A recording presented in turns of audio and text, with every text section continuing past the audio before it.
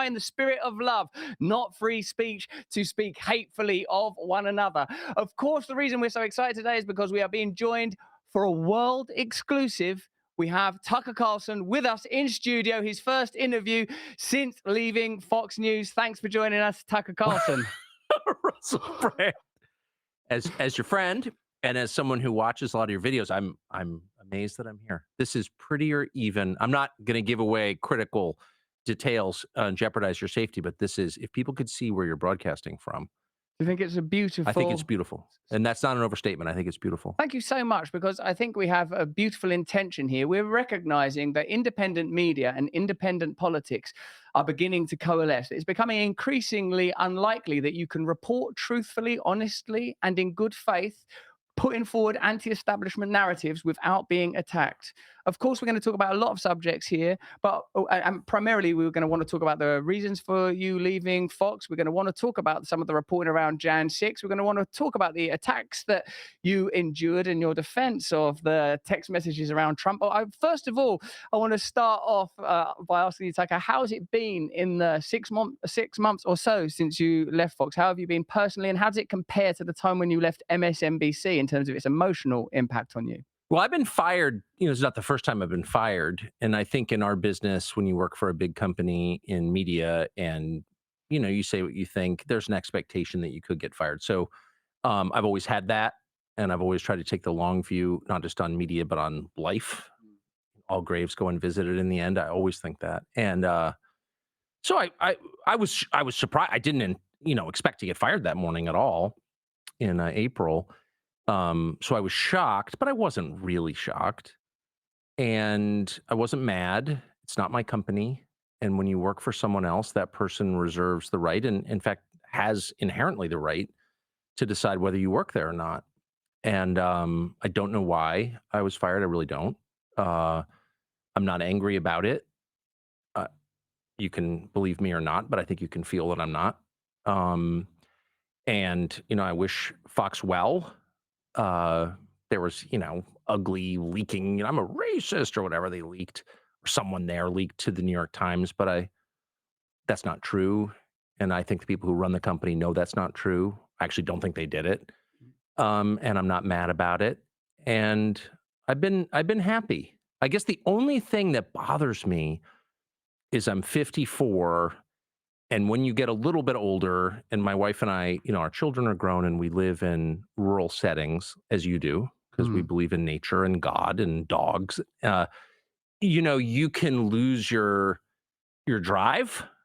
I mean, it's just a little bit too nice, kind of. And I do feel like we, people who are healthy and aware and who can read, like, have an obligation to be engaged in the life of the community they live in, and the life of the country they live in, and the life of the world to the extent that they can. And so my only fear has been maybe being a little bit too happy. I've spent a lot of time trout fishing, a lot of time, we have 4 dogs, a lot of time with my dogs and my wife, and a lot of kind of like late breakfast outside and stuff. And, that's not, I mean, that's great, but life has got to be more than that. So now I'm back to work, and I'm grateful to be doing The that. fact that you're broadcasting now on Twitter suggests that you still want to remain engaged in the international conversation, which is a conversation about ethics. It's a conversation Yes. about power. If you're watching us on Rumble right now, remember to press the red button if you want to join us on Locals. That's where I watch the conversation. I can see Sensitive Hearts, Ash Ella, all of our beautiful, unified, diverse community that speak openly and freely there. Please do join us, because at the end of this conversation, Tucker's going to join us for an additional chat. True or false with Tucker? In a sense, the whole conversation is true or false. I mean, what's the point in having a conversation if I there agree. isn't some line between authenticity and falsehood? You touched briefly for a moment on the idea of racism. And of course, this is an idea that's talked about a lot, or an accusation really that's been offered. When I went on your show in America, mate, which I enormously enjoyed, and the personal connection with you that we have since cultivated is the thing that I perhaps most enjoyed. I spoke to some of my friends that are overtly liberal, even though many of them are beginning to recognize that the categories of left and right are shifting. What they said is that Tucker Carlson, when he talks about demographic shifts in the United States of America, how the balance between different ethnicities is shifting over time, that is codified racism. And some of them, like some of my mates that are LA Democrats, like, me, I don't believe in any political party anymore Right. in this country Tell or me your about it. country. Yeah, no, I agree. But I do still feel that some of the principles that are more typically associated with the left, like recognizing that all voices have a value in the conversation, and that essentially that racism is bad.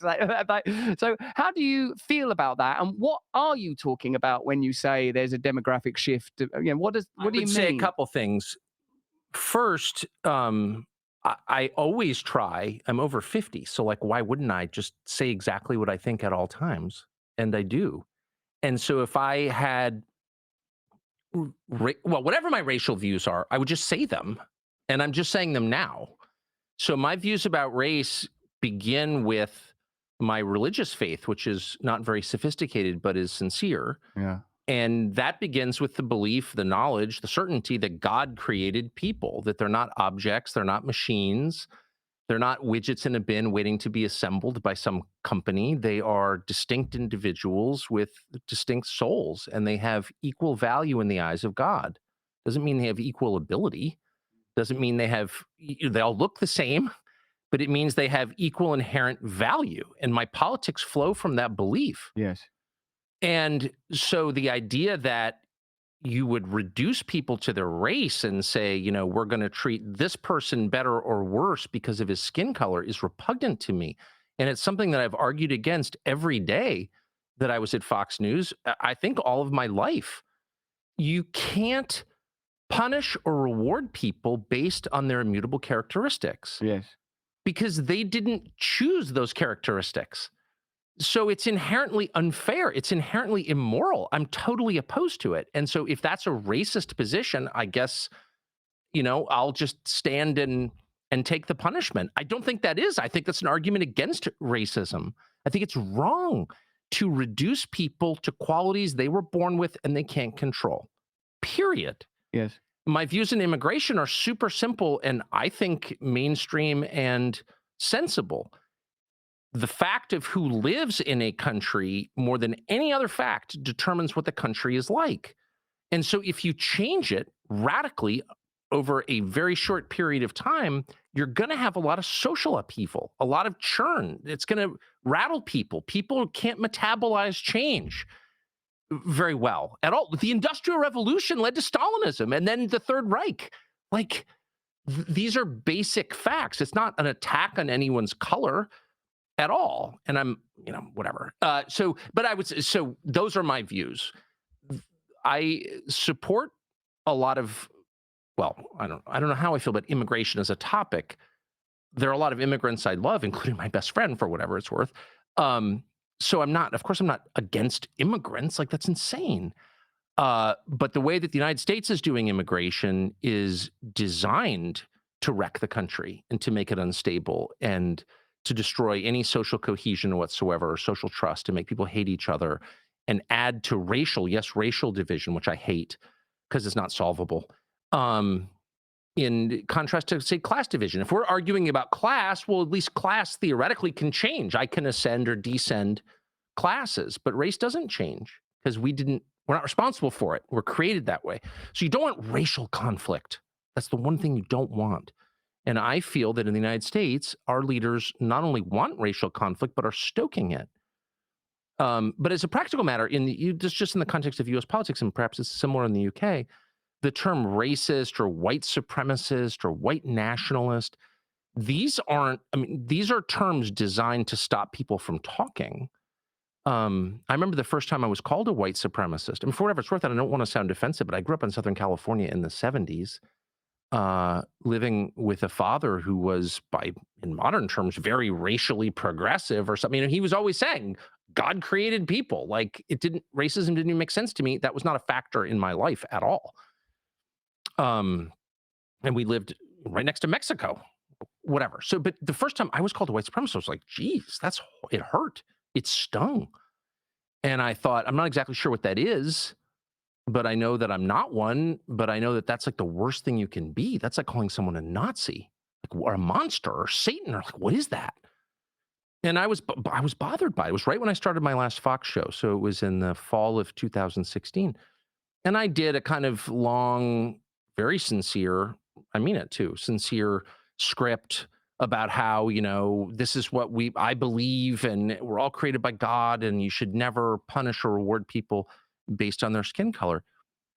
And it had no effect at all. And then I realized the people using those terms are not sincere at all. There's no sincerity. That words have no meaning to them, except as they're useful as tools to acquire political power and to make anyone who stands in the way of that shut up or go away or go to prison. And so once I realized they weren't sincere, then it's like, that's between me and God. And not only am I not a racist, I'm not much of a hater. I Yeah. really try not to be. And there are things that I hate, and there are people I feel like I'm on the verge of hating sometimes, or I feel myself obsessing. You're like in the truck, or you're walking the dogs, and you're pissed about something, and I can't believe that fucking person, whatever. And I really try and catch myself and say to myself, don't. That will eat you if you let it fester like that. Don't be that way. I'm a very flawed person, but I really try not to be a hater because I think that's death. I mean it too.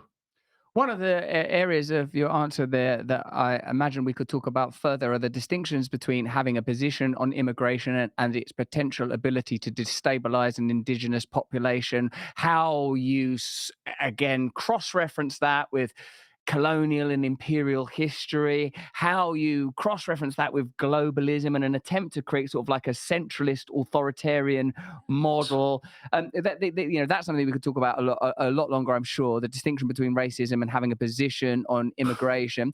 Also, You get in the way of their business plan and they call you a racist. That's what's actually happening here. and perhaps I wonder too, Tucker, indeed, about these new categories of misinformation, malinformation, and disinformation. How new ways of censoring and shutting down conversation Yeah. are beginning to appear.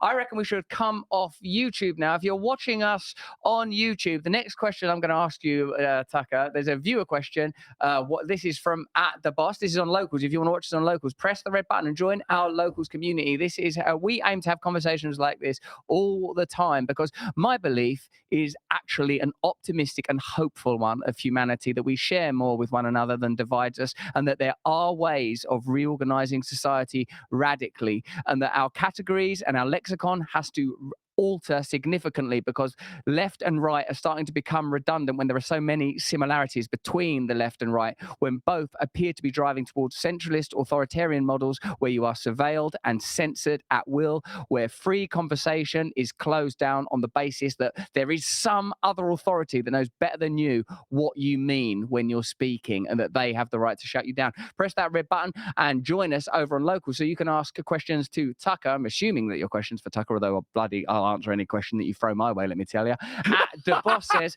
what is your relationship with Trump like now? But before Tucker tells us what his relationship with Donald Trump is like right now, having said once, those text messages, remember that stuff? Yeah. And then publicly saying that Donald Trump is significant. Plus, we've got to talk about RFK. Plus, we've got to talk about censorship. Plus, we've got to talk about the military industrial complex. Plus, we've got to talk about the Hunter Biden laptop. And plus, we've got to talk about Big Pharma. And in order to do that, we have to have free speech. That's why you've got to click on the link in the description. Join us over on Rumble right now. And if you're with us on Rumble, bye-bye, YouTube. We love you, you 6.4 million awakening wonders. If you're watching us on Rumble, press the red button and join us on Locals and post your questions there. There's so much to ask you. I'm so grateful to you I love for coming here. Do you like it? You happy? I love it. Have you got everything you need? Can I offer you any more snacks, nicotine, I've gum? got my nicotine. I've got my Pellegrino. I had my coffee. I'm in my happy place. I'm so glad that you're comfortable here. Thank you so much. It means a lot that you've given us this interview. Thank you very much, Tucker. Mate, so I suppose what we're asking there is that it seems that you said that Trump was no longer relevant in the political conversation. He was no longer the lightning rod. He was no longer the berserker of American politics. Loads of people on our platform absolutely love Donald Trump. They see him as the solution to America's problems. They see him as the great swamp drainer. It seems you have occupied varying positions on Trump at various times. influence. Where are you on Donald Trump now? And particularly perhaps how that relates to the emergence of radical anti-establishment figures within the Democrat Party, notably RFK. Where am I on Trump now? What I love Trump. Personally, I mean, I made a huge mistake last November in getting involved in American politics, something I've never done before, and making calls. This guy's going to win. I think this is going to happen in this state. Meet your new governor in New York, stuff like. And I was wrong on almost every call. Mm. I'm not a very astute political analyst. I'm not interested in politics. I never have been interested in politics. I'm interested in ideas. I'm interested in people. And so there's a primary going on in the United States between Trump and a bunch of other people, primarily Ron DeSantis, the governor of Florida, but others, Vivek Ramaswamy, for example. And Mm.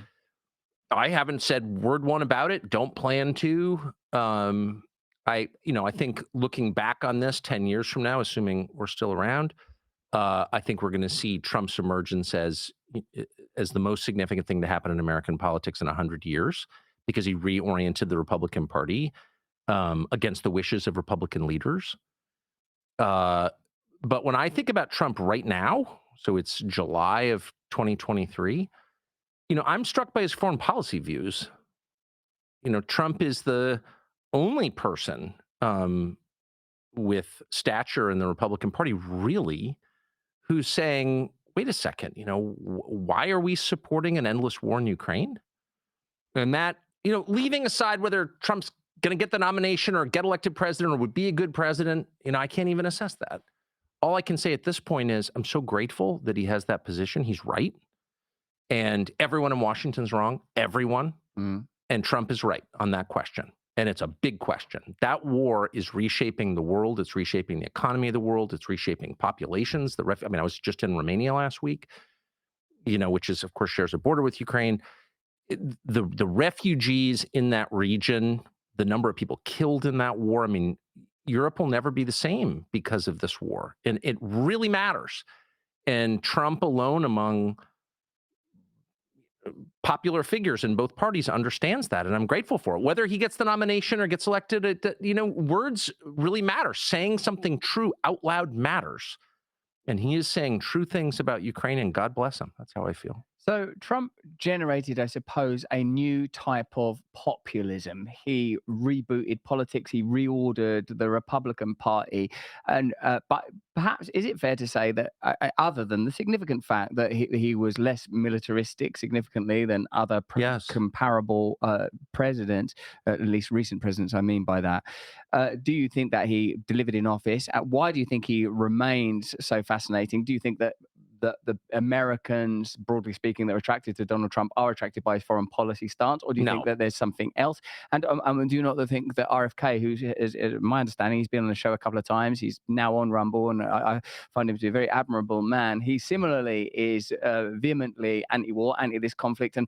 seems to also have identified the unspoken intention to be the deracination and annihilation of Russia for globalist and economic reasons, rather Yes. than the rather naive assumption that it's in any way a humanitarian conflict. It's for democracy. That's my favorite. It's for democracy. Okay. Say the people who hate democracy. Well, I love Bobby Kennedy, and I've had him on my show many times. He announced for president on my show, which took a lot of stones on his part, given how despised I am by a lot of Democratic primary voters. I think he's a wonderful person. I'll say that. Just as a man, I admire him. I admire. I mean, he said the greatest thing any politician or any public figures ever said to me at dinner a couple of years ago. They've gone after his family. The pharma companies and their agents in the media have really gone after his family, his siblings. They convinced a bunch of his siblings to denounce his views. So painful. And I'm so close to my family, I can't even imagine that. And I said to him, what's that like? I thought I took a lot of shit. I can't even imagine what that would be like. If my brother denounced me, I'd probably shoot myself. I couldn't handle it. Also, if it was Buck, he would be able to provide the weapon. He would. Yeah. Well, yeah. My brother's not going to denounce me. It's my best friend and wonderful man. But anyway, so I said to him, what's that like? And he said, and I'm quoting, probably shouldn't be quoting a private conversation, but he said this to me. He said, I've got 7 children and they all love me. I don't care. Wow. And I thought, okay, you want to distill my values into a sentence? That's the sentence. So I really admire him. I don't agree with him on everything. I do agree with him, I'll just be honest, on most things, on the big things. Yeah. Um, and so, no, I love what he's doing. I love his bravery, which is just remarkable. The amount that man has suffered for what he thinks is true, the amount of money he's lost, the friends he's lost. He's been ostracized in a way most people can't even understand because he ticked off a drug company. Really? Uh, and he's persevered, and I really admire him.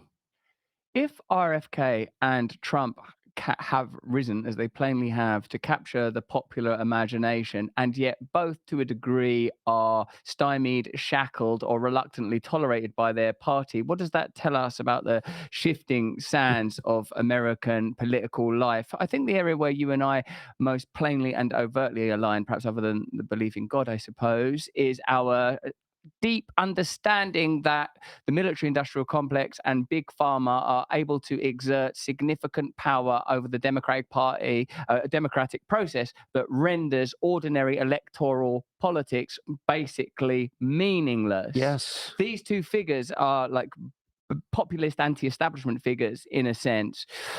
What do you feel is the likelihood of either of them being able to pass through the internal mechanics of their parties, in the case of RFK, through the legal hurdles that are being placed in front of Trump at the moment? And what is the role of independent media, in particular, say, a figure like Elon Musk, who seems, at the moment at Yes. least, to have the power to fight on that terrain? I know there was a lot in that question, Tucker, but you've got Well, a I lot would to say a say. couple things. One, the United States has had precisely in 250 years almost one populist president, and that was Teddy Roosevelt, the most popular president in American history, who was president from 1901. President was who he served as VP was shot to death until 1908. Most popular president the United States ever had, and he was a populist. The two biggest populist figures in the moment are Trump and Bobby Jr. And then we had a guy called Ross Perot run about 30 years ago who roughly had the same politics. All four of those figures had one thing in common. They were all from the world they criticized. Mm, So you think of populist, the English peasant revolt, yes. which is one of the most interesting things ever to happen, where they they stormed the Tower of London and I think they killed the Archbishop. I'm from there. That's Right. died in Essex. Yes. What Tyler? Yeah, Wat Tyler, exactly. We're not even sure if that was his real name. And What Tyler? Wat Tyler. And but he was a legit peasant. Like, we don't even know when he was born. And that was not an effective rebellion. Of course, they did not free the serfs after that, as I recall. But the effective populists are the ones who critique from the inside and say, I grew up in this world. Teddy Roosevelt grew up rich, of course, in New York. Trump, Perot, Bobby Kennedy's family is one of the most famous families in the world in modern history, the Kennedys, and certainly the most famous family in Democratic politics. So these are people who know how the system works because they've benefited from the system. And so their critique is much more meaningful and much more effective, I would say, because they can bear witness to what they have seen. Mm, I don't think Trump has changed politics in Washington. I think the parties both have been very resistant to any kind of reform, and that's very foolish. That's a Ceausescu move. You see things changing around you, and you can't metabolize it. You can't sort of change with the moment, and then you meet a bad end when you become that rigid. Um, I think that Bobby Kennedy and Trump will both have a very tough time getting the nomination. I'm hoping that both of them will, of course, I guess. I'm hoping that their message will be heard. I don't know. I don't even know what I hope for in the process itself, but I want them to be heard. And they can now be heard because there are channels of information that people can tune into and listen. I mean, I would amend one thing you said when you said that, these huge multinationals control our politics. Well, they also control our media. yeah. They do. I mean, pharma, as you well know and often say on your show, is the biggest advertiser on American television. Probably true in the UK as well. And so, there's no incentive whatsoever to question their products. And now we have, because of the social media companies, Twitter and Rumble, and probably others, we have less filtered sources of information with fewer gatekeepers and a higher probability you'll hear something true. I think that's a huge change. I mean, how can you? I mean, this is like samizdat. This is like information that the people in charge don't want you to see. And now you can see it. It really is the promise of the internet finally fulfilled. That's my hope anyway. Figures like RFK and Trump already demonstrably through his successful use of Twitter are going to require new models of media in order to build an audience, whether or not you align with the views of those individuals. It's plain to see that the traditional media models curtail and censor their rhetoric. uh, why, when you left Fox News, I think, like, for those of us that work in the independent media space, all thought, oh, like Tucker's leaving. Like, I even, if I may say, like when we met, I was like, oh, he's gonna leave Fox. Yeah. I felt like just because of your awareness and because the stuff you were saying about the mainstream, the fact you're having Glenn Greenwald on there and Yeah, people that are every sort week of from his bunker in Rio. yeah. I love Glenn. Yeah, he's a What a good beautiful human man. being. Yes, right. He's no doubt a brilliant man. So we were all amongst us thinking, where will Tucker go? Is it going to be Tucker? Will he be joining us on Rumble? Will you set up your own thing? What was it about your conversations with Elon Musk that led you to work there on Twitter? Well, I don't work for Elon. He's paid me zero money. I don't think I ever want to work for anyone again. I've Mm, done that. I'd like to make money. I mean, I think that's fair. I've made zero money since I left, and that's fine. But at some point, I'd like to. But I'm not working for Elon Musk. He hasn't offered to hire me, and if he did, I wouldn't accept. Um, but what he's done is offered me what he's offered every other user of Twitter, which is a chance to broadcast your views without a gatekeeper there. But I do think, I think the technology at Twitter is my expectation is evolving, and I think the subscription model might work or it might not. mm. I don't know, but I think it might, and I plan to stay there. But what social media offer in the short term, at least for me, is an audience, but also a reason. This is personal, but a reason to write. I can't think clearly without writing. I started in this business as a magazine writer and a book writer, newspaper writer, and I need to write things out. I'm very dyslexic and I can't, I have trouble processing information in certain ways. And unless I'm forced to write a script, I can't really decide what I think about something.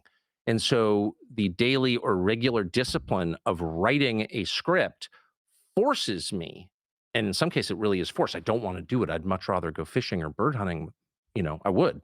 But if I have to, I will. And there's something wonderful in that. Writing a script, as you know, forces you to think through everything about the issue, to have a much deeper understanding of it. At least for me, that's true. So I couldn't go too long without writing, or my IQ would drop dramatically. I don't think I'd ever recover. We had Stephen Friend on here and the other FBI whistleblower. And importantly, and perhaps this is the most important thing about that story, one of their brothers and sisters has tattooed stick figures of me on their genitals. That's the defining issue. How has that affected his dating life? It's ruined it. Well, I mean, I think it would Doesn't have one anymore. kind of narrow the available population down a little bit. Significantly. It's just me now. I'm the only person who sees that as an advantage. Oh, well, I am honored. Do as you will. But also, they said, of course, these FBI whistleblowers, that the FBI had a significant number of agents, that there were other law enforcement agencies there on January the 6th. In fact, it was the whistleblowing on this subject Of that course. caused them all this grief. That in a sense, that there are some discrepancies, shall we say, on how that event was initially reported on with regards to what actually went down. Now, what you've been accused of in the mainstream after you received, I think it was like 40,000 hours of footage from your man McCarthy there, was that you sort of cherry picked, is the phrase that often comes up, footage to deliberately show that it was to a degree a peaceful event. What is your sincere opinion of what went on January the 6th, and why do you feel that there is yet an attempt to regard it as a deliberate insurrection?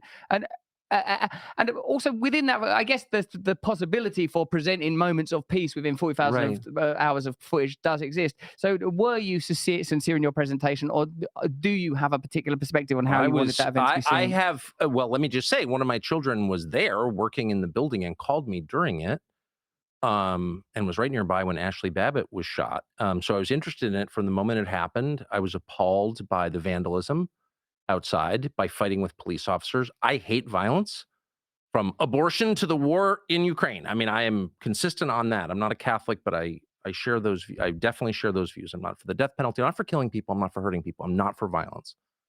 I've had those views for a long time. So, any violence on January 6th, I oppose. I've said that many times. I was kind of happy to leave it where it was, which is this got completely out of hand. The only reason I ever got involved in commenting on it was, I mean, we did a show that night saying, well, this is awful, right? What happened was the lying about it was immediate. This was a racist, white supremacist insurrection. Well, okay. There was no indication to this day that race had anything to do with it at all. Like nothing. These are people who thought the election was stolen from them. There's some evidence they were right. We could debate that, but that's what they thought. That's a meaningful thing. If you've got a big population in your country that doesn't believe that your elections are on the level, you need to figure out a way to convince them that the elections are on the level, or else you can't have democracy because it's a Yeah. faith-based system.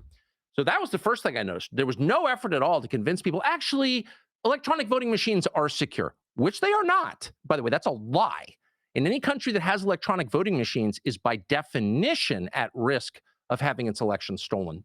By definition, no country that cared about democracy would have electronic voting machines. Okay. First thing. But no one even, and by the way, many Democrats have made that point, not now, but Mhm. 10 years ago. There was no effort to reassure anybody. They immediately used it as a cudgel to make their political opponent shut up, and in a lot of cases, to send them to jail. So I noticed this. I'm like, well, wait a second. Nobody here is operating in good faith at all. They're just immediately lying with maximum aggression. And anyone who asks questions about it, like me, and if you could go back and look at the tape, my first 5 shows on January 6th were like, well, yeah, it's bad, but I don't think you're telling the truth about what actually happened. Shut up, racist. What? So that's always the key for me. If it's like an infection, you know it's infected when it hurts. You press it, you recoil. They immediately recoiled when you asked any questions about January 6th. And that was a tip off to me. I mean, I had no thought in my head as I watched this happen on television and in the subsequent weeks that US law enforcement or military agencies had anything to do with it. That never crossed my mind. I never thought it was a false flag or anything like that. I'm not a conspiracist by temperament. I never thought that. And then I interviewed the chief of the Capitol Police, Stephen Sund, in an interview that was never aired on Fox. By the way, I was fired before it could air. I'm going to interview him again. But Stephen Sund was the totally non-political, worked for Nancy Pelosi. I mean, this was not some right-wing activist. He was the chief of the Capitol Police on January 6th. And he said, oh, yeah. That crowd was filled with federal agents. What? Yes. Well, he would know, of course, because he was in charge of security at the site. So the more time has passed, now it's been 2.5 years, it becomes really obvious that core claims they made about January 6th were lies. And my view about events and about people is if you catch someone telling a lie about one thing, the first question you have is, what else are you lying about? If you say to your wife, where were you? I was at the grocery store. If you find out she was not at the grocery store, then it raises, okay, probably not just lying about being at the grocery store, were you? Like, what is this exactly? Why were you lying about that? And that's kind of the way I feel about January. Like, what is this? What this is, they're clearly lying. That's provable. Why? And I'm the last person. I'm often accused of being a conspiracy nut. I'm the opposite. I grew up in a very stable country, the United States, in the 70s and 80s, where people didn't indulge in conspiracies because there weren't any obvious ones afoot, right? I mean, we took things at face value. We trusted our government by and large. But I, the amount of lying around January 6th, and it was obvious in the tapes that I showed, is really distressing. And anyone who's covering for those lies should be ashamed of himself. And that would include almost the entire American media, including Fox News. People at Fox News. Fox News, to its great credit, let me air that, and I'm grateful that they did. But there are people there who were mad at me for airing that. Really, why? If you think I'm cherry picking it and taking it out of context, show me where. And by the way, I didn't make the claim that it was entirely peaceful. It wasn't. Police officers were injured. More police officers were injured at the riots in front of the White House the year before, but whatever. All injuries to police officers or anyone else are bad. I'm certainly not making excuses for it, but I'm asking obvious questions. You said this happened. For example, there was a guy called the QAnon shaman, Jacob Chansley. They put the guy in prison for years. There is surveillance tape that they hid until I aired it, showing the Capitol Police trying lots of doors, trying to get into the Senate chamber, the sacrosanct chamber that he wasn't allowed to be in, and then escorting him in. And he kind of wanders around like he's taking a hit of mescaline, just kind of, you know what I mean? And like he says a prayer, he thanks God for the Capitol Police, and then he wanders out. Now, there are a lot of conclusions you could draw from that, but you cannot call that guy an insurrectionist. That's a lie. And by the way, an insurrection is a very specific meaning, and I'm pedantic about words because they're the currency that I trade in. I mean, that's what I do. I use words for a living, so I care about their specific meanings. That was not an insurrection. It was not armed, and its purpose was not to overthrow the government. It was a spasm of rage that Trump definitely helped inspire. That's true. And at the election results, okay, you know, I'm not actually for that. I don't think leaders should be making people more pissed in general. But that's what it was. It was not an insurrection. And to put Jacob Chansley, an American citizen, a Navy veteran, in jail for years after he was let into the Senate chamber by uniformed Capitol Hill police officers, and then I play that and I'm the bad guy? Fuck you. Like, what do you make of that?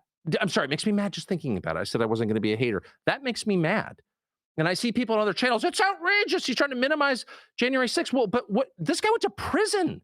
You ever been to prison? Only for visits. Right, okay. It's not very nice. You don't want to go to prison. Clarify. To take a man's freedom away and call him all these names for something he didn't do and then show no remorse at all when you're exposed to have lied about it. There's a human being who was locked away in a prison. It's an outrage to me. Tucker, like, would you mind if I spoke? Sorry. Worked very hard to get in this position. Right? See that Iraq war, like, you know, that was brilliant when you went on that podcast and went like that you're ashamed that you participated and that you rallied for that war. Now to hear you talk about Jan 6, you're saying like that sort of at the beginning you had no axe to grind, and broadly speaking, you oppose violence of any kind, and oppose violence. Yeah, I know, I believe you. And you oppose violence against the police, perhaps in particular. Now, though, it seems that you are inquiring, if not suggesting, that there was another aim. Are you saying that it was allowed the Capitol Police to be funded differently and more extensively? Are you saying that it facilitated further authoritarianism, that it enabled people to smear the MAGA movement, that it created more opportunity for surveillance laws and censorship? One of the sort of techniques or critiques that we use here on our channel when looking at news is, oh, does this allow people to censor more? Does this allow people to surveil more? Does this allow, for example, like a sort of, just to use a sort of something anecdotal and contemporaneous, that there's a Just Stop Oil movement in this country at the moment, and whenever you see footage of them sort of blocking roads and sort of road users dragging them out the road because it's annoying, and I say this as a person who sort of loves nature, loves the environment, feels that profit shouldn't be put ahead of respect and love for the environment. I can't help but feel that the media has an agenda in continually presenting us with these annoying images of Just Stop Oil getting in the way of ordinary commuters who are just trying to get to work. I'm beginning to now critique media from that perspective. Oh, they are using this event in order to elicit these emotions, whether it's war or the events of January 6th. Do you believe that there is, as George Carlin would say, a convergence of interest between the state and its desire to regulate, and corporations and their desire to profit, big tech and their desire to capture data, the state and their need to get data? What is it you're observing? Because when I'm listening to you, you don't sound like a regular TV anchor anymore. And in fact, one of the things I'm offering is that that's not a role that's going to exist for much longer, because the centralization of authority is becoming so rapid and so radical that if you even work in this space, you know, with these new EU laws being passed that will mean that social media platforms will be heavily fined 6% of their annual revenue and that they can be censored. The Five Eyes countries all passing censorship laws.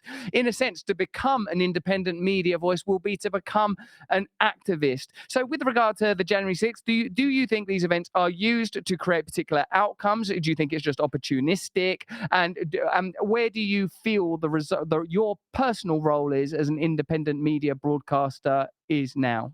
Well, I think my role is to tell the truth to the extent I can see it, to say what I think is true, always with the knowledge that we see everything, through a glass darkly. We don't see things clearly. We don't have perspective on ourselves, the world around us. We get a lot wrong. I've gotten a lot wrong, that's for sure.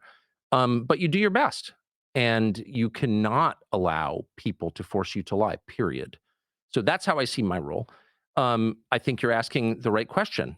And I asked the same thing about the climate movement. I mean, I'm bewildered by it. Apart from my own family, there's nothing more important to me than nature. I think I spend an above average time in nature amount of time. I mean, I've organized my whole life to be in nature. So I really, really care about it. And I'm very upset about the many ways in which it's despoiled, at least in my country. I mean, nature's not doing well. The environmental movement is gone where I live, and we pollute.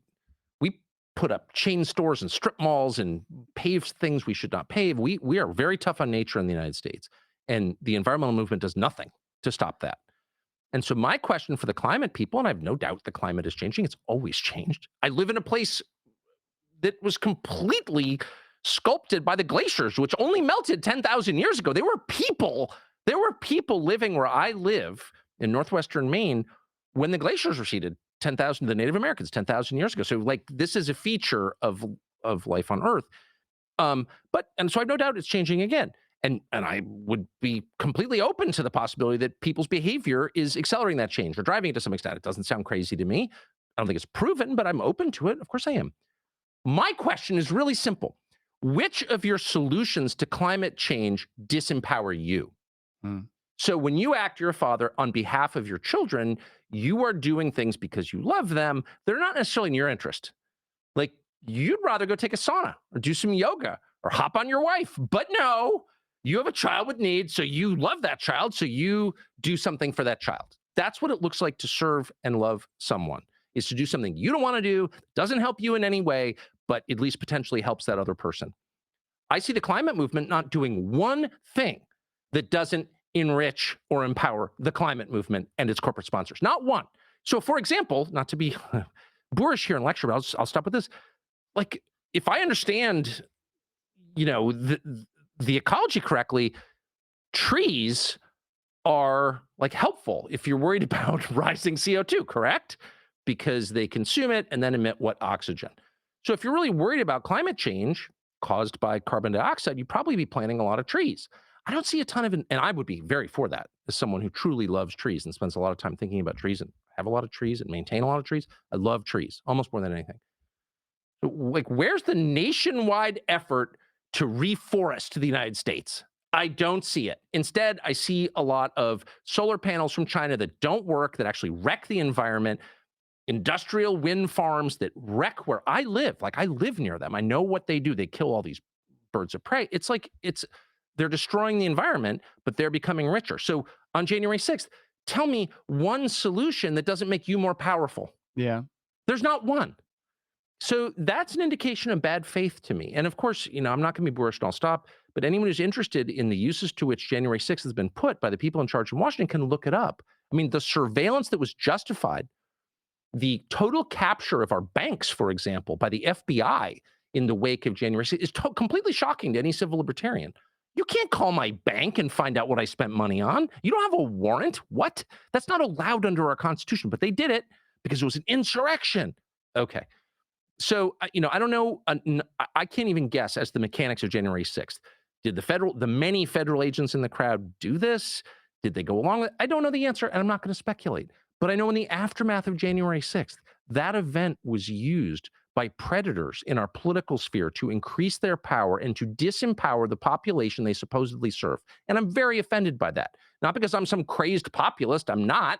I don't want to burn anything down. I'm like very temperamentally conservative. I like to build things, not break them. But you can't look at me with a straight face and tell me you're defending democracy when you get JP Morgan to go through my credit card statements. You're lying. That's my only point. You're lying. Yes, it's a good point. So, You're spitting me up, man.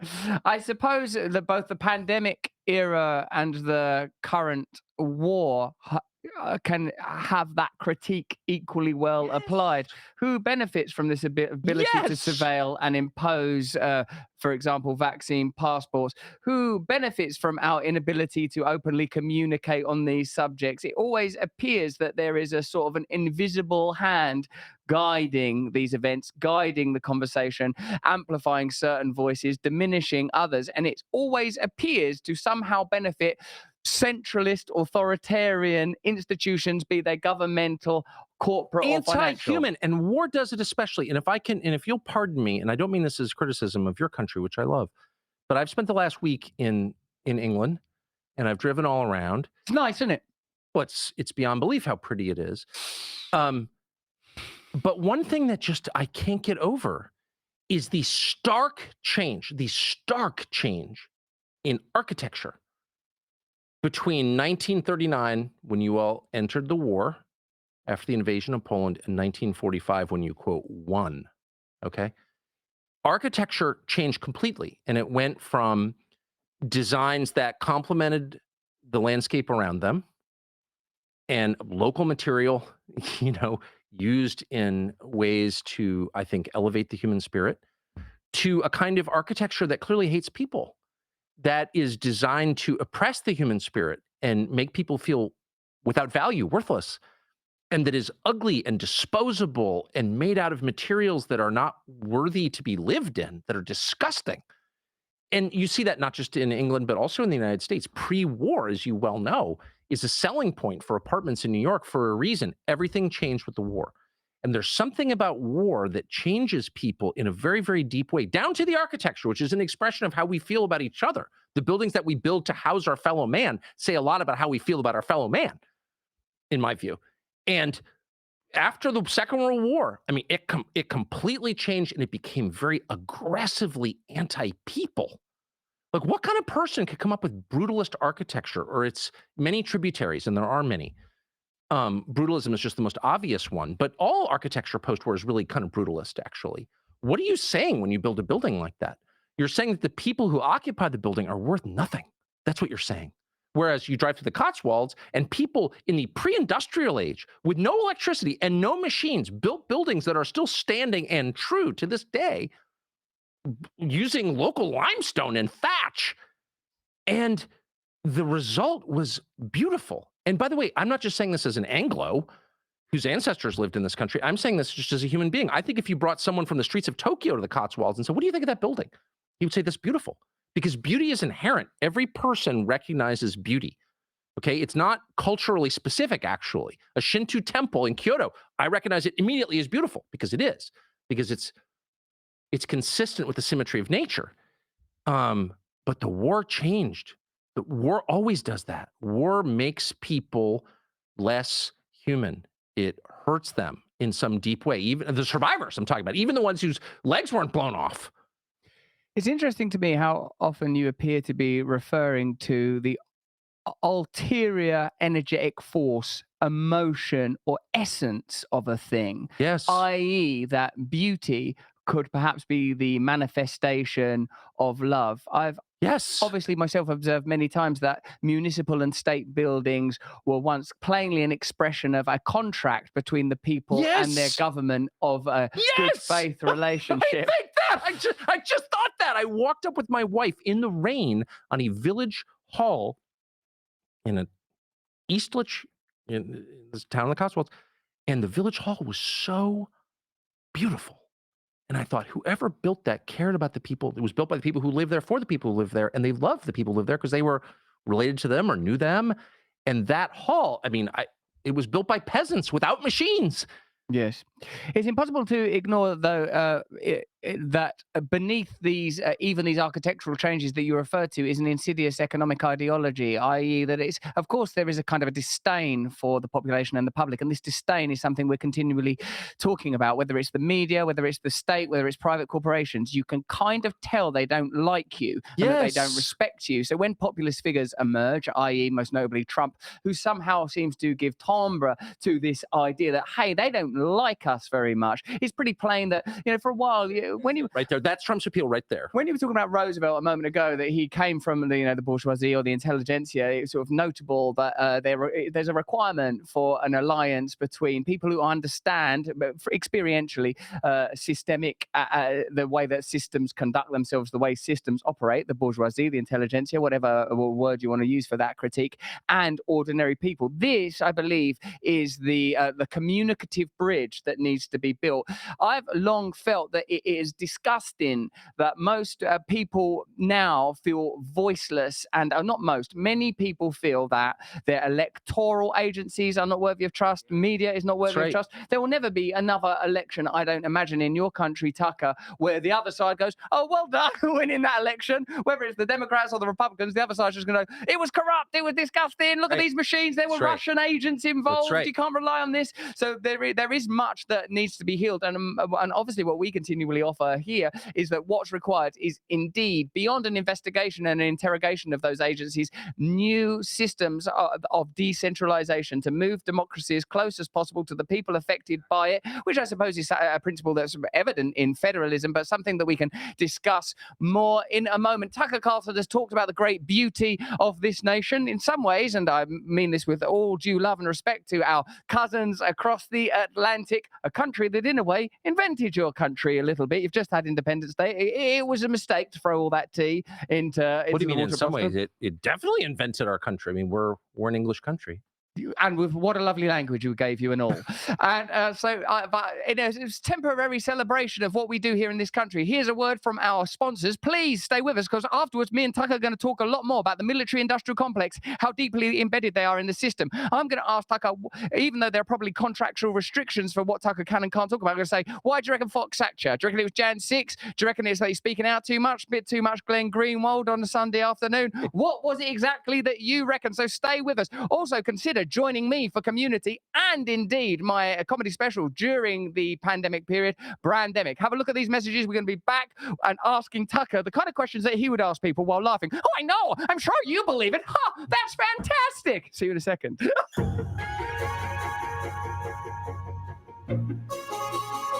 Welcome to Community.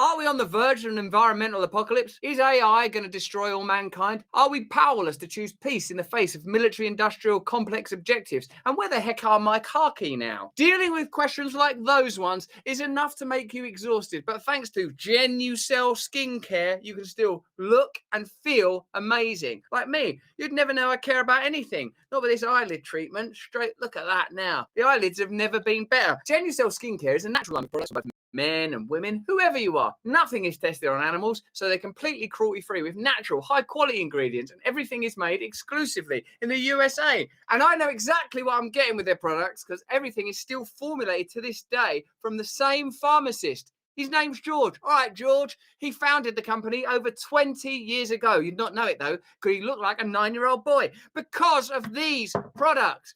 So if you're invested in your health and personal wellness like I am, then start and end your day with Genucell. Their Summer Essentials package is currently available at an incredible introductory price. Just go to genucell.com/brand and take an extra 10% off your entire order. That's genucell.com/brand. The gift of eternal life, larger reproductive organ, world peace, Genucell. Stay free with Russell Brand. See it first on Rumble. It's been a weird couple of years, let's face it.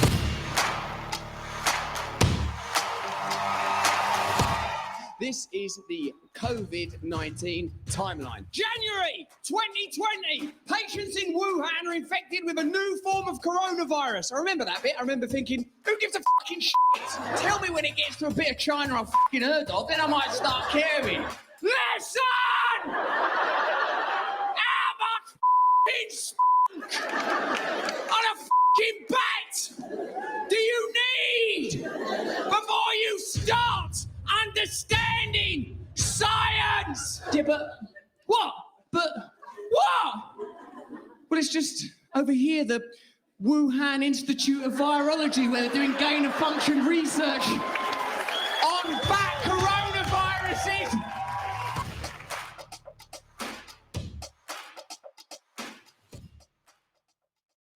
Is it me, or does the future feel more insecure and uncertain? Wars, pandemics, lies, trickery. My cats keep having kittens. The last one's personal. For those who are in the United States, there is a way to secure your hard-earned nest egg. American Hartford Gold make it easy to protect your savings and retirement accounts with physical gold and silver. With one phone call, they can have physical gold and silver delivered right to your door, or inside a qualifying retirement account like your IRA or 401k. American Hartford Gold is the highest rated firm in the US with an A+ rating from the BBB and thousands of satisfied clients. Right now, they will give you up to $5,000 of free silver on your first qualifying order. This offer is only for US customers. Call 866-505-8315. That's 866-505-8315, or simply text BRAND to 998899. Get up to $5,000 of silver and protect your future in this crazy, crazy world with some solid precious metals literally made in stars. Stay free with Russell Brand. See it first on Rumble. Fantastic there. Yeah, do join us if you can. We've got some fantastic questions still to come. Some of them sent in by you. Press the red button. Join us on Locals. Right now that we're deeply embedded in Rumble, why the hell did you leave Fox? Tell us the truth. What are you not permitted to say? Tell us. Tell us. So do you think they sacked you because of Jan 6? Do you think they sacked you because you're too anti-establishment, too anti-war? Tell us? I honestly don't know. I will say, my views changed dramatically over the course of 20 years. As I've said many times, I was a kind of half-hearted booster of the war in Iraq, which is hard to believe.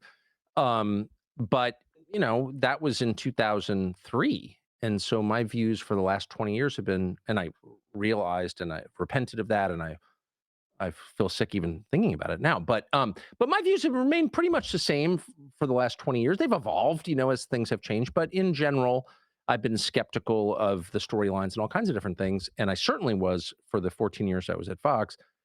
And they were always, they didn't agree with me, of course, I don't think. But they were always very nice to me, and they always let me say what I wanted. Not one time did they tell me not to say anything. So I was always grateful to Fox, and I am in retrospect grateful to Fox for that. So that never changed up until the moment they called me and said, we're taking the show off the air. And so I can only speculate. I know, but I do think as a general matter, not even about me, the war in Ukraine is a red line for a lot of people in business and politics. And you see it in our politics in the US, where the leaders of the Republican Party in the Congress, who really are repulsive, in my view, are now supporting sending cluster bombs to Ukraine. Ukraine is losing the war, obviously. The United States could, and Ukrainians are dying in huge numbers, and the country's being destroyed. And so the U.S. could force a peace like tonight. They could. Uniquely, they have that power. And they won't. And they're continuing to allow Ukrainians to be killed and the country to be devastated. So I don't know their motive. I can only guess. But I know that if you criticize that, they really are intent on making you be quiet. With the pandemic being reframed in such a short period of time, and with this cultural amnesia always being Has it been reframed? In a sense it has. Like, we now know that there were no clinical trials for transmission, that 96% of people Oh, they were lying? asymptomatic cannot spread the disease, that there were considerable, like the myocarditis, all of that, that lockdowns didn't You're making me work. feel bad for getting all those shots. That 2 meters, the 6 feet to 10 feet was arbitrary. And now we're looking, and now already we're being invited to kind of forget that sort of happened. Do you, and with Biden inadvertently saying Iraq instead of Ukraine, do you feel that is these kind of Freudian errors are simply because in time we will regard this conflict in the way we regarded Iraq? This is not to say not sympathetic towards Ukrainian people, but that it was a war primarily motivated by the interests of the military industrial complex, the stated plan for BlackRock to rebuild Ukraine in a comparable way that Halliburton were able to exploit the conflict in Iraq, and indeed a secondary agenda to diminish Russia's capacity to be a superpower on the world stage. Do you think these things will become explicit and broadly accepted? And in a similar way, the people that have been rallying for war, using peculiar tropes that we always assume to be of the right, of patriotism and a lack of alliance, do you think that those people will undergo some kind of reckoning, Tucker? I hope so. I mean, the key to joy and wisdom is admitting that you're not God. That is the key. That's the key to life, in my opinion. Admitting you're not God. And if you can't do that, you are doomed because you're not God. By the way, that's a fact that you can't change. You are not God. Okay, period. Breaking news for breaking me. news. Hit me pretty hard, that one. That's the moment. That's my take home. Oh, okay. Well, that's it. I'm out. It's essential to happiness and to honesty to admit when you're wrong. And it's so freeing. I mean, it's the basis of the recovery movement. I realized I was powerless. And I just have lived that. And I understand very well personally the human impulse to hide being wrong. Like, no one wants to admit being wrong Yes. because in so doing, you admit you lack the power that you pretended that you had. But I just find it so liberating. I was wrong. I thought this, it turned out not to be true. I was wrong. I Yes. didn't know. I am not God. Once you say that, everything, then you realize you have nothing to be afraid of. By the way, everybody already knows what you're lying about. People know who you are. I tell my children this all the time. You think you're getting away with it. Oh, I'm secretly, whatever it is. Everybody already knows. And they love you anyway, or they hate you anyway. It doesn't matter. We know because we can smell. We're like dogs. We know who the other person is instantly. All the pretense is pointless. And so, how beautiful is it to just say, nope, here's who I am? Yeah. And they can't. And I look at someone like Tony Blinken, who's our Secretary of State, who's obviously way over his head, not a genius, but probably above average in cleverness, but not, he's not like a great statesman or a great person or whatever. And he feels, I could just watch him on television. He feels this burden to pretend I'm Secretary of State. I got it all under control. You have no freaking idea, Tony Blinken. Like, you have no idea what's going to happen. You've been wrong again and again and again, but you can't admit it. So you're terrified of being exposed. And this is, I'm not attacking Tony Blinken or singling him out. I hope not unfairly. This is where we all find ourselves. God, I hope nobody knows, whatever it is. I'm secretly gay, or I gained 20 pounds, or I'm actually very vain. Everyone already knows. Calm down. Just admit it. And I hope people who are wrong about COVID can take the life affirming path of admitting the dignity preserving. When you admit you're wrong, you actually preserve your dignity. When you continue to lie, you lose your dignity. People don't get that. They think it's the opposite. Oh, I was kind of, stop the bullshit. We all know, admit it and become fully human. Then you can respect yourself. How can you respect yourself if you're lying? You can't. This is, I believe, the undergirding idea of perennialism by Aldous Huxley, in where he contrasts various theologies and notes that the primary idea, whether it's in the Vedas or coming from Meister Eckhart, is this transcendence of self. The acknowledgement that this vessel, this idea, this synaptic crash of self, this mess of memory and projection can be transcended through and via a connection to God. And Yes. this I was wrong ultimately becomes I was irrelevant. The rustleness is irrelevant. There is a way through this, there is a pathway. The denial of this transcendence or even this immanent relationship with a higher power, a higher force, defines our age of materialism, Yes. rationalism. All things can be measured and weighed. This is why you have lumpen and brutal block buildings abundant and an annihilation of elegant thatch strewn Yes. across the countryside, because there is a denial of beauty, there is a denial of God. And I feel that because they're challenges to our power. The idea that a flower is more beautiful than anything we could create, and that a white pine is more enduring than anything we will ever build. That's such a challenge. The idea that there are mysteries we can't explain. Yes. This is why they call you a conspiracy nut. This is why they become hysterical when you raise questions that challenge their version of events. Because what you're really doing, it's not even about January 6th or UFOs or the Kennedy assassination. It's about revealing their limits. Yes. They don't have the answers, and they can't admit it, because admitting that they don't have the answers is the same as admitting they're not God. And I'm only saying that's the most liberating thing you can do. It's curious how it can be distilled to something so identifiably personal. Like I saw you once interview someone who went, "No, no, I do the same. I do the same." Like when I think you were talking about gun laws or something. That in a way, people want feudal power. People want total power. I want absolute dominion over my life. But there now is, of course, a tendency to mask this intention. The Yes. idea that this is for your security. This is for your safety. Exactly. We are trying to help you. What was it? This is what sort of busted me up, Tucker, during the Just whole. goose step for me. Stop lying. What's the big deal? We just march through Nuremberg. Totally true, though. I'm more comfortable with that. Just put on a uniform and point a gun at me. Stop telling me it's for my own good. You're lying. Like, I know that's not true. Authoritarianism necessarily had to become veiled. Those kind of optics of the rallies and the flags was identifiably a problem. But the urge and the will to power has remained consistent. Of course. This is, I suppose, in a sense, where we appear to align very strongly is we don't like being told what to do, that we're willing to surrender, willing to learn, willing to take on new ideas. A few more just little personal questions. They're not personal, they're about your career. How do you feel about the FBI hacking your phone, mate, with the Putin thing and being called a Putin puppet? A Putin puppet. The Putin puppet thing I've never taken seriously. I am a passionate Tolstoy fan. You know, predates Putin, by the way. I love Tolstoy, and I mean that. The Kreutzer Sonatas, like I just read it, it's like an amazing book. Is that thing where you talk about Christianity? Have you read them essays on Christianity? Yeah, by well, of Tolstoy? course I have. And I'm not sure I quite agree. The Kreutzer Sonata is all about how sex is bad, which I strongly disagree with, but he's just an amazing writer. But I've never been to Russia. I don't speak the language. I have no special, I mean, the whole thing is insane. And by the way, that never bothered me because I'm so American, it's like a joke. Yeah, you are really American. I'm the most American person I've ever met. You're so for good American. You've been so American ever since you've arrived on the premises. You've been so American, you're shaking people out. And an American just turned up inadvertently, just by magnetized by you. Asking people personal questions. I'm from Sacramento. How are you? Where do you live? You've been all American everywhere, spilling your Americana up everything. So true.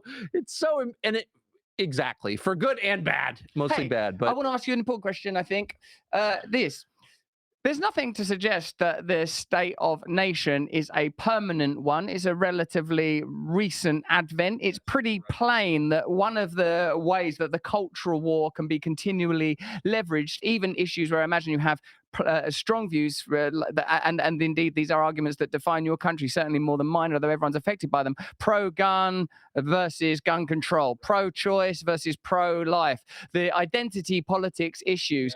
Are we ever, as a there's nothing in our evolution that would suggest we should live in countries of 300 million people all following a single credo.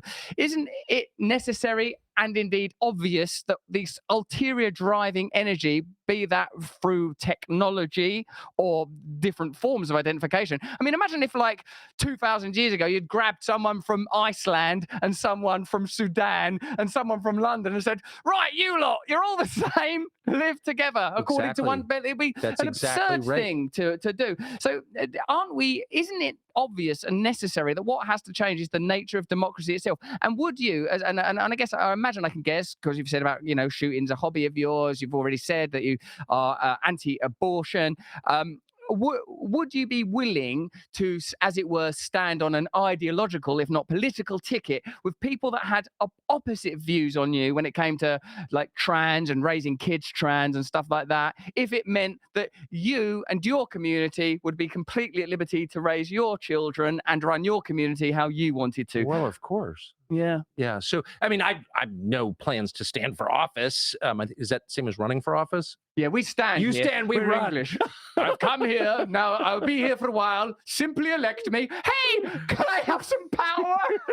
And in America, we run as fast as we can. Sprinting about, gathering up them donations. But of course. And by the way, I mean, the Tower of Babel didn't work for a reason. That is commentary on, written by the ancient Hebrews 3,000 years ago, but still a sort of deep commentary on people and how to organize a society. And like human differences, I said at the outset, people are united in their value. I think their value, each person's value is identical because they're all created by the creator. But people are different.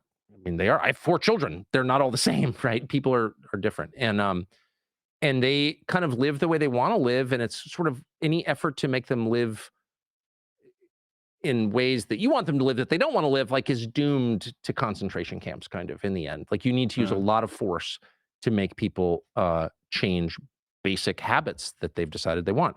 So that suggests to me much smaller administrative zones or countries or whatever you want to call them. The problem is technology makes it really easy to manipulate huge groups of people. The drive out here from London, my driver is from Brazil, a country I love. It's very similar to the United States in a lot of ways.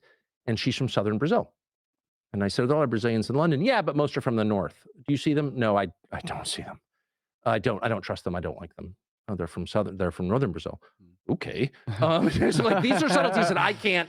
And I said, well, why don't you split it into two countries? And she said, everybody wants to, but we can't because we've got a central government and it's not in their interest. And I thought that's the story of a lot of the world. It really is that, like, I have a lot in common with my neighbors. I lived on a street in Washington for many years where I think everyone on the street voted differently from the way I vote. There were a bunch of different races on the street, and I felt like we had a lot in common. And I think everyone on the street felt that way about everyone else because it was our street. Do you know what I mean? Yes. So, like, we would have been a pretty good self-governing country of, 11 houses or whatever in Northwest DC because we had this fundamental thing in common, which is geography. And I do think ultimately we'll get back to that because I think it's a much more natural way.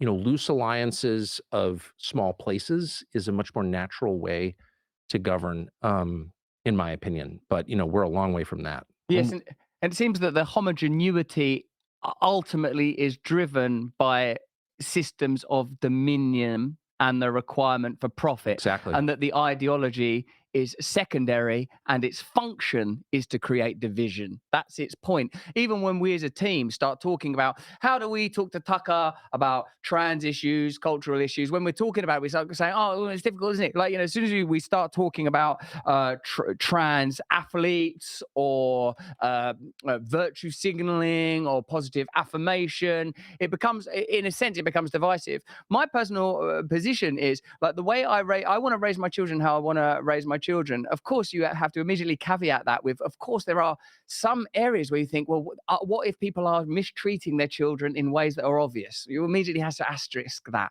But that aside, I want to raise my children how I want to raise my children. I don't want anybody else telling me how to raise my children. And I recognize that the price of that is other people are going to raise their children how they want to. And the aesthetics of that and the descriptions of that are almost none of my business.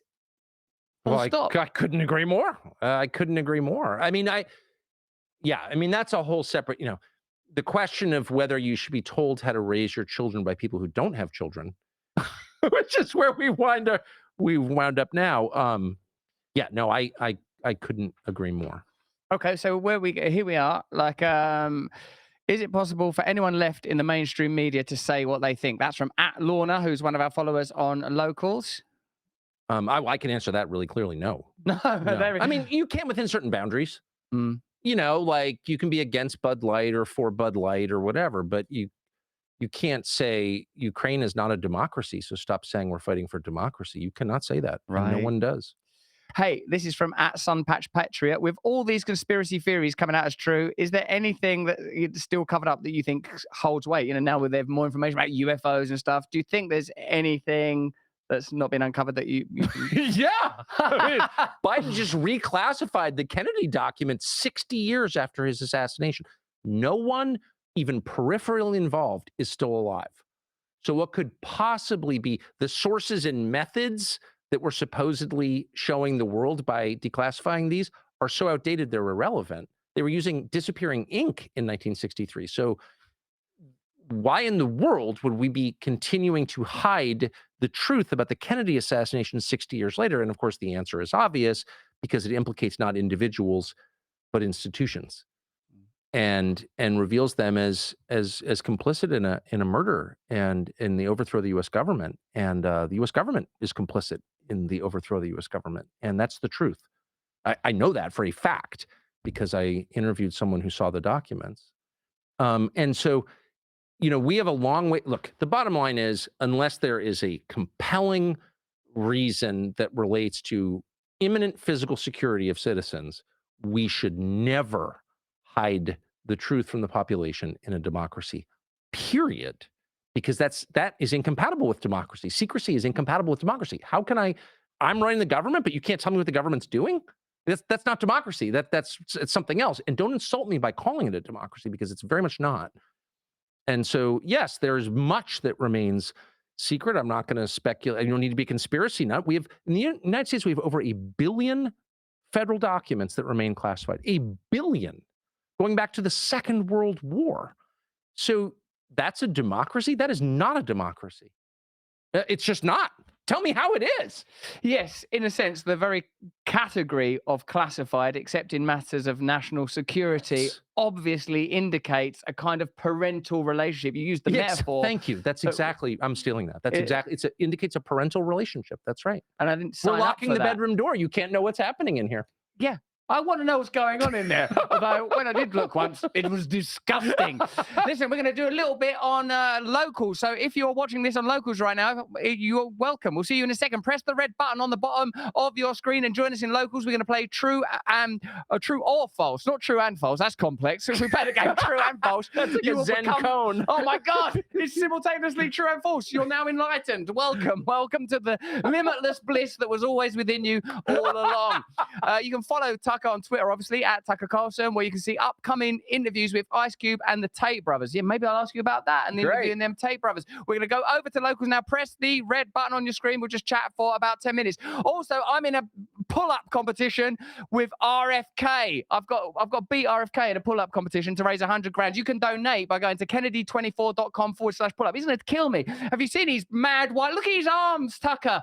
These arms are thicker than my torso. He's 69 years old. Look at the bar he's using. It's like a murder weapon. How can I compete with that? I'm never going to get there. We've already got we're up to 21 grand. So 24 grand. If you don't want me to have a competition with this man who will plainly win, donate to that campaign. If you're watching us on locals, we'll see you in a second for a little more chat. Join us next week, though. Not for more of the same. We'd never insult you with that crap, but for more of the different. Until then, stay free. Thank you, Tucker Carlson. See you in a second on locals. Stay free with Russell Brand. See it first on Rumble. I know you. You'd like to drop those leftover pandemic pounds that you put on during the pandemic because you were sad inside because of the pandemic. But how sick are you also of all the ads for weight loss pills and fad diets that probably don't even work anyway and might make your feet change colour? I've been there. I've done that. They don't work. They're a con. They're a trick. It's skullduggery. Do you know what actually works? Eating 5 healthy servings of fruit and vegetables every single day. But who among us has time to prepare that every single day? This brings us around to Field of Greens. Field of Greens is a science-backed formula of specific fruits and vegetables you won't find in any other product. Proper nutrition reboots your metabolism so you can burn calories faster and lose weight a healthier way, and Field of Greens is the only brand backed by a better health promise.